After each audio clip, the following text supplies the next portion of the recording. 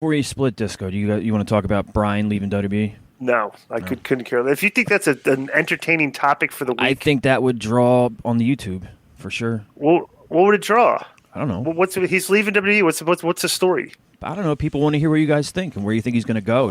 I'm not even going to spend. I don't care where he goes. I know that. If he's leaving WWE, it's like I don't think he's like unless he goes to AEW. I don't care where he goes. Yeah. You know, he's going to go wrestle in Japan. He wants to do all this. He wants to do the stuff that he never got a chance to do. You know, right? But I doubt he may not burn the bridge to go to AEW unless Vince says go make your money. If Vince may say, hey, he's going to pay you more than I will. Go work for him. You know, he may do that. So who knows? Yeah, I was just looking. It said Styles is there for another 3-4 years, so he's not going anywhere. I'm just trying to figure who's staying and who's leaving. You know, I was surprised to see Joe go, and now I'm surprised to see Brian go. Why? Just guys I didn't think that they would. Those are strong players to have on your team. Here's one thing that people do not realize, right?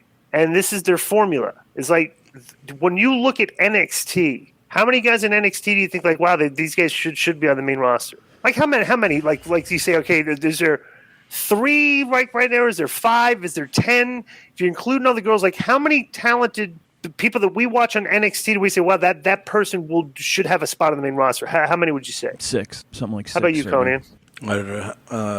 Because some of the guys you would think of are smaller, so I wouldn't want to see them. But still, though, I wouldn't want to see Cole and Ciampa be brought up. But here's the thing: everybody always gets mad when Raw lets people go.